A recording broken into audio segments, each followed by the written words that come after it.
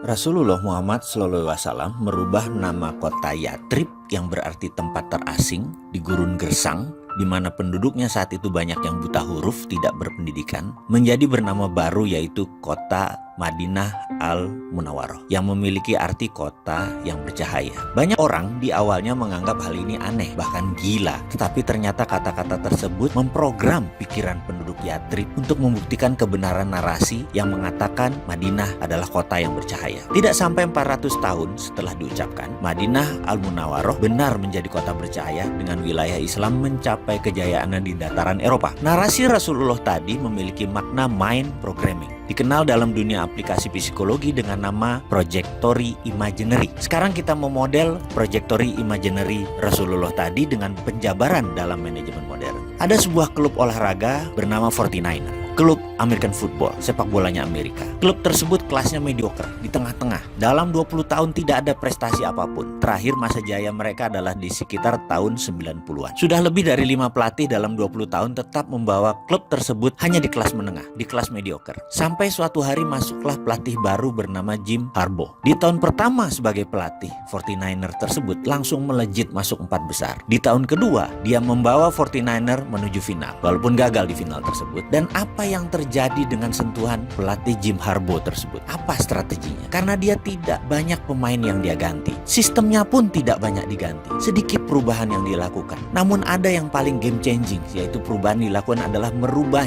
yel dari klub tersebut. Dan dengan merubah yel tersebut ternyata merubah perilaku tim 49er tersebut. Sama dengan penduduk Yatrib, kota buangan, yang diubah namanya menjadi Madinah, kota bercahaya. Penduduknya langsung berubah. Kembali ke Jim. Jim merubah kalimat mind programming, projected imaginary tadi, yaitu dengan mengatakan kalimat yel-yelnya begini. Dia akan meneriakkan kata-kata who's got better than us, atau terjemahan bebasnya siapa yang lebih baik dari kita. Maka seluruh tim, bahkan penonton mengatakan nobody. Jadi who's got better than us, nobody. Kalimat itu menyihir pemain dan penonton. Klub itu naik pamornya dari klub papan tengah menjadi klub papan atas hanya mengganti yel-yel. Jadi secara singkat, saat ini kita sedang mendiskusikan kekuatan pikiran dan kekuatan kata-kata.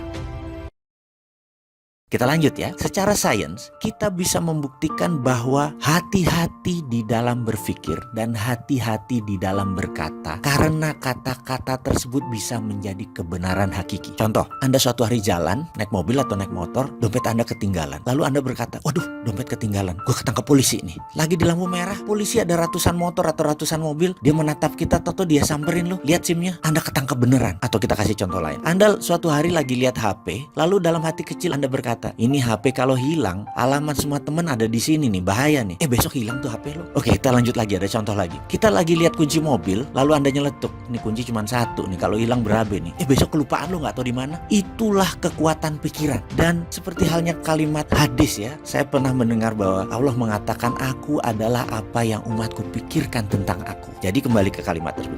Hati-hati di dalam berpikir dan hati-hati di dalam berkata-kata. Kembali lagi, sehubungan dengan berpikir dan berkata-kata, maka ada baiknya kita sekarang ke depan akan melakukan hal yang revolusioner untuk bangsa Indonesia, yaitu kita mengubah nyanyian nasional anthem kita, lagu kebangsaan Indonesia Raya. Kita ubah. Apa yang kita ubah? Kita tahu bahwa maestro pencipta Indonesia Raya, Wage Rudolf Supratman, menciptakan Indonesia Raya itu dengan 3 stansa. Menurut saya, stansa pertama adalah stansa di mana periode 1928 sampai 1945 sebelum kemerdekaan. Maka setelah kemerdekaan harusnya kita menyanyikan stansa kedua. Kita ingat kata-katanya ya. Stansa pertama, Indonesia tanah airku, tanah tumpah darahku.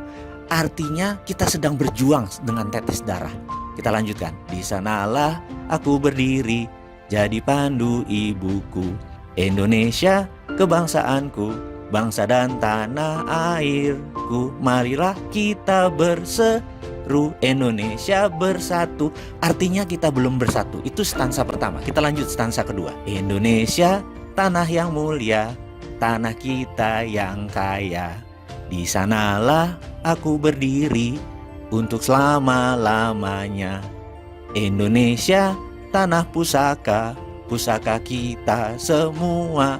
Marilah kita berdoa, Indonesia bahagia. Ini usulan kecil untuk merubah itu semua. Bagaimana dengan usulan kecil ini untuk kita memulai menyanyikan stansa kedua pada lagu kebangsaan Indonesia Raya, agar kita bisa merubah pikiran kita dengan pikiran yang benar dan berkata yang benar. Semoga disetujui.